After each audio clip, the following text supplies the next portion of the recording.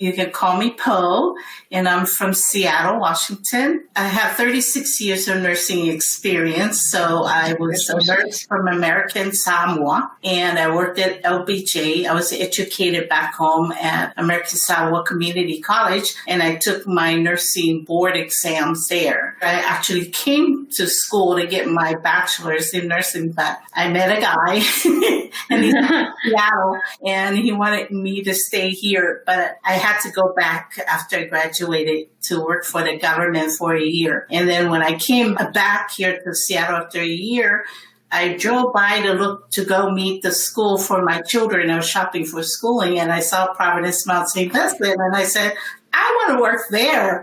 So, oh, wow. Yes, after the interview for my children's school, I came right back and I applied and got interviewed and got the job. Oh, wow. It's been a fun ride. I work in occupational nursing. So when you and I first met, it was because this Pacific Islander webcast that we were doing. And I know Samoa is one island in this gigantic Pacific Islander community. What are some of the strengths you would like people to know about the Samoan culture? So people look at us and we're pretty big stature, but we're very shy, very private people. We like to kind of keep things to ourselves or to within our families. So it makes it very difficult when they access healthcare because there's not a lot of things they will tell you. So as a healthcare worker, it's hard to try to pull that information out. Herbal medicine is very important to the Samoan culture. It doesn't have to be that it's herbal medicine or it's Western medicine. Can you give an example of how they can complement each other? Back home, we have this one particular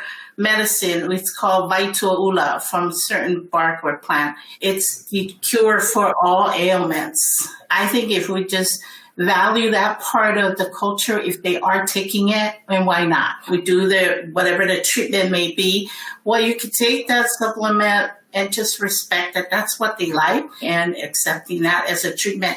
Some of the things we use are just what people might think, oh, it doesn't work, but our ancestors taught these to us and we grew up and it worked, and so therefore we use it a lot. And I'll tell you a story about my cousin. She's 70. She just recently passed away. She had breast cancer. She was diagnosed and never did treatment. She was afraid of surgery. She was afraid of everything. It's fate. It's in God's hand, and she wouldn't do treatment, but she would drink some of that supplement, and she passed away last month. So sorry for your loss. Could have been prevented or at least treated earlier when she was diagnosed. So it's important providers understand there is that belief system. I wonder if maybe understanding some of these strengths a little bit more and understanding the culture, do you think that is one way to maybe help create a better patient-doctor relationship? Yes. When you build that relationship, it's building that trust. It's reassuring them too that it's confidential, it stays here. Also, it's to really listen what the Samoan person is saying. I always tell my husband, if you got slop to serve it on a pretty plate. The minute you say you have this cancer, that's a death sentence.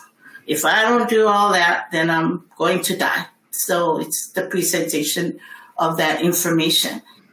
If you could change one thing about the healthcare system to better serve the Samoan community, what would it be? Go to the people. It's always the thinking of come to the hospital, all you sick people, versus us, we should go to the sick people. For me, like for example, I just had a hair splitting experience with my niece because she's going to take my mom home. My mom lives at the assisted living at Mount St. Vincent. And so she's going to go home, live with my brother, and my niece has quit her job. She's doing all the classes so she could be a caregiver to my mom. So I called her up and I said, listen, grandma's already had her COVID vaccination, so I would like for you to get your vaccinations as well. And she says, oh, I wasn't planning on getting the vaccination. I said, why aren't you planning to get the vaccinations? Oh, I hear all the side effects. So instead of her seeking the information from health workers or health caregivers, she was getting it from people in social media and being influenced by that. So I did my own teaching with her, walk her through it, and And so she's now agreed to do her vaccination. And I told her, your brother and your mom, I have been harping at them and walk with them about where to go and sign up and get your vaccination. Well, they all got COVID now. So my sister and her 5 kids. Oh, I'm so sorry to hear that. Thank you again for a story that reminds us of how important it is to get vaccinated if we can, especially to protect those that are at risk for more serious complications. Yeah, it's very important that we take into consideration their faith. If you can just work with Samoans about their faith, they take it seriously. And that's where, like my first cousin, Diana, was just leave it to God, you know.